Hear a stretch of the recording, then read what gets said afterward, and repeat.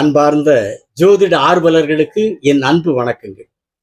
இதுவரை 1, 2, 3ஆம் அதிபதிகள் 12 பாவங்களில் இருந்தால் என்ன பலன்கள் என்பதை குறித்து பார்த்தோம். இனி 4ஆம் பாவாதிபதி 12 பாவங்களில் இருந்தால் என்ன பலன்கள் என்பதை குறித்து பார்ப்போமா? இன்று முதலில் 4ஆம் அதிபதி 1ஆம் இடம் என்கிற லக்னத்தில் இருந்தால் அந்த ஜாதகருக்கு என்ன பலன்கள்? முதல்ல பொதுவா எல்லா லக்னங்களுக்கும் 4ஆம் அதிபதி லக்னத்திலிருந்து என்ன பலன் பார்ப்போம். அடுத்தது யாருக்கு அதிகமான யோக பலன் என்பதை பார்ப்போம். அதற்கு அடுத்தது கோடிக்கணக்கில் சொத்துக்கள் யாருக்கு என்பதை சுருக்கமாக பார்த்து விடுவோம். இப்ப 4வது லக்னத்தில் இருக்கிறார். 4ஆம் அதிபதி என்ன? தாய், கல்வி, வீடு, வாகனம், சொத்து, சுகம், தோட்டம், துறவு, கிணறு, வாய்க்கா வரப்பு, ஆடு, மாடு, எருமை, உற்பத்தி செய்கிற தொழில், கல்வி நிறுவனங்கள், உறவுகள், இதெல்லாம் 4ஆம் இடம் 4ஆம் அதிபதி குறிப்பார். இப்ப இந்த 4வது லக்னத்திலே அமர்கிற போது தாயை குறிக்கிறவர் அல்லவா? தாய் அன்னமூட்டி வளர்க்கிறாரோ இல்லையோ, தன்னுடைய அன்பான வண்ணமூட்டி வார்த்தெடுத்து வளர்ப்பார். தாயினுடைய மொத்த அன்பும் ஒரு அரவணைப்பும் முழுமையா அந்த ஜாதகர் கிடைக்கும். மிகப்பெரிய அளவில் கிடைக்கும். தாயினுடைய யோகம் சிறப்பா அந்த ஜாதகர் கிடைக்கும். பேரன்பு பெருமழையில் நனைந்து அந்த ஜாதகர் வளர்வார். அப்படி ஒரு தாயினுடைய அரவணைப்பும் ஆதரவும் அன்பும் யோகமும் ஜாதகர் கிடைக்கும். அப்புறம் கல்வி, வீடு, வாங்கின சொத்துல சொல்லவே வேண்டியதில்லை, சிறப்பா இருக்கு. அந்த சொத்துக்குண்டானவர், கல்விக்குண்டானவரே லக்னத்திலிருந்து உட்கார்ந்துடுறார். என்ன கல்வி யோகம் சிறப்பு. எந்த அளவிற்கு உயர்வுங்கிறது அது புதனுடைய வலுவை பொறுத்து அந்த ஜாதகத்தில். அதே மாதிரி வீடு, வாங்கின சொத்தினுடைய யோகம் உறுதி அற்புதமா கிடைச்சிடும். ஆனா எந்த அளவுக்கு அது உயர்வா இருக்கும்? 4ஆம் அதிபதி போய் லக்னத்தில் உட்கார்றாருன்னா கல்வி யோகம் உண்டு, வீடு வாகன யோகம் உண்டு, சொத்து யோகம் உண்டு, எல்லாமே உண்டு. எந்த அளவுக்கு என்பது கல்வியை பொறுத்து, புதனுடைய அந்த ஜாதகத்திலே பெற்றிருக்கிற பலத்தை பொறுத்தும், சுக்கிரன் செவ்வாய் அந்த ஜாதகத்திலே பெற்றிருக்கிற பலத்தை பொறுத்தும் வீடு வாகனம் சொத்தெல்லாம் அமையும். அப்புறம் அந்த ஜாதகர் உறவுகளோட அற்புதமான இணக்கமா பழகுவார். இன்னைக்கு அதுதான் ரொம்ப முக்கியம். சொந்த பந்தங்களோட நல்லா ஒரு அன்பா பிரியமா, எல்லா சொந்த பந்தங்களுக்கு போல ஜாதகர் பிடிக்கும், ரொம்ப பிடிக்கும். ஒரு கஷ்ட நஷ்டமா போய் பங்கெடுத்துக்குவாங்க, ஒரு இன்பு துன்பத்தில் பங்கெடுத்துக்குவாங்க. ஒரு சிரமப்படுறாங்களா, அந்த சிரமத்தில் நம்ம ஏதாவது பண்ணணும்ப்பா, ஏதாவது அது ஆணோ பெண்ணோ யாரா இருந்தாலும் சரி, சொந்தக்காரங்க ஒரு கஷ்டப்படுறாங்கன்னா அதை தன்னுடைய கஷ்டமா எடுத்துக்கிட்டு, தன்னுடைய சிரமம் எடுத்துட்டு அதுல கலந்துக்கிட்டு அதை தீர்க்கறதுக்கு உண்டான தன்னால் முடிஞ்சதை செஞ்சிருவாங்க. அப்படி ஒரு உறவுகளோட ஒரு இணக்கமான போக்கு இருக்கும். உறவுகளுக்கும் நல்லா பிடிக்கிற மாதிரி, அவங்களுக்கெல்லாம் மனசுக்கு நிறைவா இருக்கிற மாதிரி இந்த 4வது லக்னத்தில் இருக்கிறவங்க நடந்துக்குவாங்க. ஒரு உறவுகளுடன் ஒரு அன்பான இணக்கமான தொடர்பு. இப்போ 4ஆம் அதிபதி லக்னத்தில் இருக்கிறார். 1ஆம் இடம் லக்னங்கள் 1ஆம் இடத்தில் இருக்கிறார். எல்லாம் அந்த கல்வி, வீடு, வாகன யோகம் எல்லாம் கிடைக்குது. அதே நேரத்தில் 4ஆம் அதிபதி ஆட்சி உச்சமாக இருந்தால் கூடுதலான யோக பலன் கிடைக்கும். சிறப்பான கல்வி அமைப்பு, வீடு, வாகன யோக அமைப்பெல்லாம் கிடைக்கும். அப்ப யாருக்கு ஆட்சியாக உச்சம்? 4ஆம் அதிபதி பொதுவாக ஆட்சியான ஆனாலே சரி, எந்த லக்னமா இருந்தார். ஆனா இப்போ 4ஆம் அதிபதி 1ங்கிறப்போ சில லக்னங்களுக்கு ஆட்சி உச்சமாவார். அப்ப அவங்களுக்கு மற்ற லக்னக்காரர்களை விட மிக அதிகமான யோக பலன் கிடைக்கும். இது யாருக்கு? தனுசு லக்னத்துக்கு 4ஆம் அதிபதி யாரு? மீனமாகிறாரா?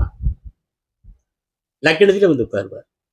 குருவே 4ஆம் அதிபதியாய் லக்னத்திலே 4ஆம் அதிபதி உட்காருகிற போது திக்பலம் ஆயிடுவார். ஆட்சி ஆகிறாரா? அதே மாதிரி மிதுன லக்னத்துக்கு 4ஆம் அதிபதி கன்னி வீட்டு அதிபதி புதனே வர்றாரா? புதனே லக்னத்துல உட்கார்றாரா 1ஆம் இடத்துல? இங்க தனுசு லக்னத்துக்கு 4ஆம் அதிபதியா குருவே ஆகி லக்னத்துல உட்கார்றாரு, ஆட்சி ஆகிறார், திக்பலம் ஆகிறார்.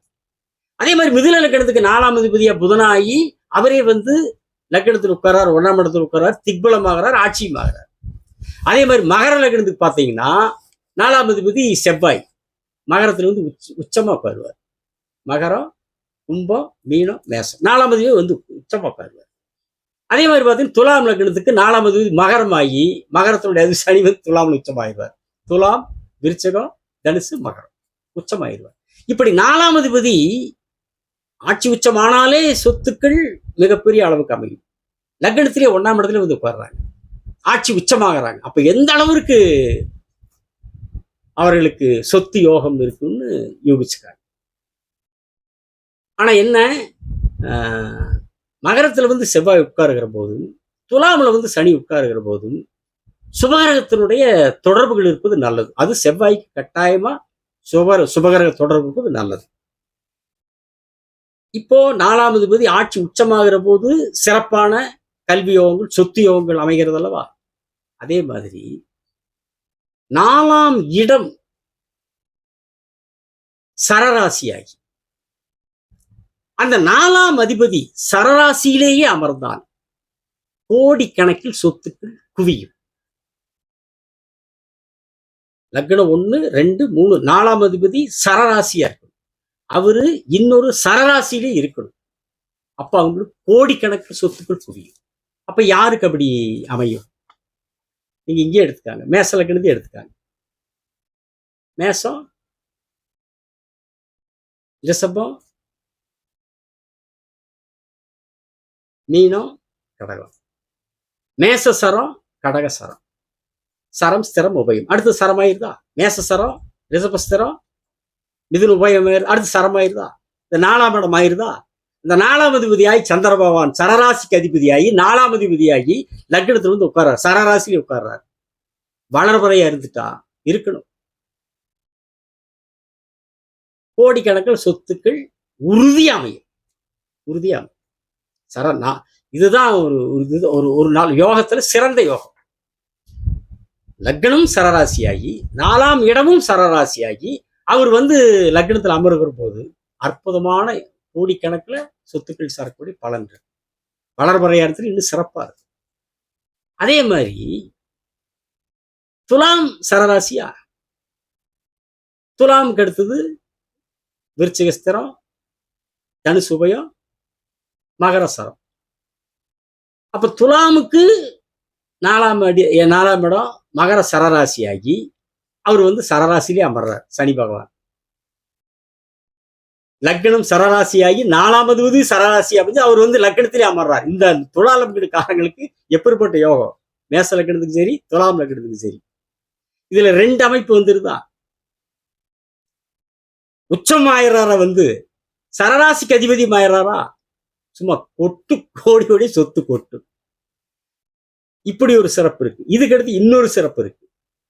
4ஆம் இடம் நீர் ராசியா இருந்துச்சுன்னா, எந்த லக்னமா இருந்தா, லக்னம் எந்த லக்னத்துக்கு 4ஆம் இடம் நீர் ராசியா இருந்தா அது ராசி திக்பலம் ஆயிரும்.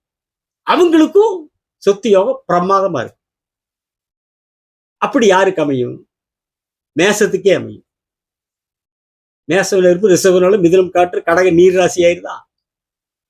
இப்ப மேச லக்னத்துக்கு 4ஆம் அதிபதி நீர் ராசியாகி அவரு லக்னத்தில் உட்கார்ந்தா ஏற்கனவே 4ஆம் அதிபதி சரராசியாகி லக்னத்தில் உட்கார பலன் வருதா? அப்ப நீர் ராசியாகி லக்னத்தில் உட்கார்றார். நீ லக்னத்தில் உட்கார வேண்டாம், நீங்க 4ஆம் அதிபதியாகி லக்னத்தில் உட்கார வேண்டாம். நீர் ராசி இருந்தாலே அந்த இடம் வந்து எந்த வகையில் பாதிக்கப்படாம இருந்தா சரி. 4ஆம் பாவத்துல ராகு கேது இருக்கிறதோ, லக்ன அசுபர்கள் இருக்கிறதோ பார்க்கறதோ இல்லாம 4ஆம் பாவகம் கெடாம இருந்தாலே போதும். சுபகிரக தொடர்பு கிடைச்சு பலமாயிட்டா மிகப்பெரிய சொத்து யோகம். மேச லக்னத்துக்கு 4ஆம் இடம் நீர்ராசி. அதே மாதிரி சிம்ம லக்னத்துக்கு 4ஆம் இடம் நீர்ராசியா வரும். சிம்மம் நெருப்பா, கன்னி நிலமா, துலாம் காற்றா, விருச்சகம் நீரா, நெருப்பு, நிலம், காற்று, நீர். அப்ப சிம்ம லக்னத்துக்கு விருச்சகம் நீர் ராசி அமையறப்போ, ஆனா என்ன, அதே மாதிரிதான் அந்த நீர் ராசி பாதிக்கப்படக்கூடாது, ராகுக்கு இது இருக்கக்கூடாது, லக்ன அசுபர்களுடைய பார்வையோ இருப்போ அந்த இல்லாம சிறப்பா இருக்கும். இருந்துட்டா அவர்களுக்கும் சிம்ம லக்னத்துக்கும் 4ஆம் அதிபதி நீர் ராசி திக்பலமாகி சொத்துக்கள் ஏராளமா சேரும். சரி, இவங்களுக்கு மட்டும்தானவா? மேசத்துக்கும் சிம்மத்துக்கு மட்டும்தானவா? தனுசுக்கும் அந்த யோகம் உண்டு.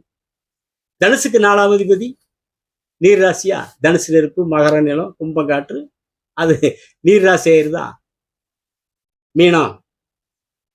அப்போ தனுசு லக்னத்துக்கு 4ஆம் இடத்துல அதே மாதிரிதான். அது சுப வீடு. வேற சுபகரம் பார்க்கணுங்கிறது இல்லை, இருக்கணுங்கிறது இல்லை. அது குருவோடைய வீடு. அதனால ஆனா என்ன, ராகு கேது அங்க இல்லாம லக்ன அசுபர்களோ இருக்காமையோ அல்லது பார்க்காம இருந்தா தனுசு லக்னத்துக்கும் 4ஆம் இடம் நீர் ராசியாகி அது பலம் பெறுகிற போது சொத்துக்கள் ஏராளமாக குவியும். சரி, 4ஆம் பாவகம் மட்டும்தான் பானவா? 4ஆம் பாவகம் மட்டுமல்ல, 4ஆம் அதிபதி பலம் பெற்றாலே அவங்களுக்கு சொத்துக்கு சேர்த்து. மேச லக்னத்துக்கு 4ஆம் அதிபதியான சந்திரன் வளர்பறையா இருந்து கெடாம ராகு கேதுவோட சேராம லக்ன அசுபர்கள் சேராம பார்க்காம இருந்தாலே 4ஆம் அதிபதி சந்திரன் வலுவா இருந்தாலும் அவங்களுக்கு சொத்துக்கள் நிறைய சேரும்.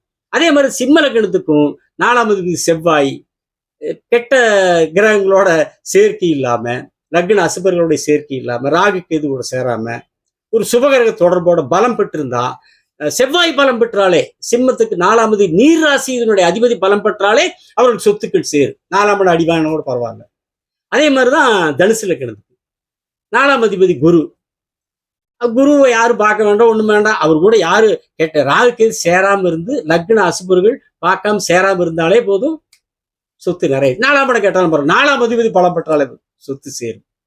இப்படி ஒண்ணு 1ஆவது நாள் இருந்தாலும் அவர்களுக்கு சிறப்பான யோக பலன் உண்டு.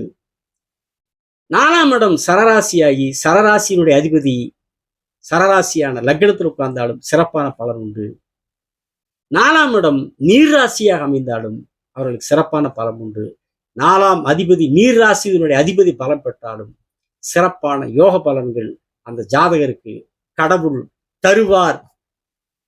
பிரம்மாண்டமான யோக பலன்களை படைப்பார் என்று கூறி, அடுத்த காணொளியில் 4ஆம் பாவாதிபதி 2ஆம் பாவத்திலே இருந்தால் அந்த ஜாதகத்தினுடைய நிலைகள் என்ன, அமைப்புகள் என்ன, பலன்கள் என்ன என்பதை பார்ப்போம் என்று கூறி விடைபெறுகிறேன். சப்ஸ்கிரைப் செய்தவர்களுக்கு நன்றி, செய்யாதவர்கள் செய்யுங்கள். வணக்கம், நன்றி.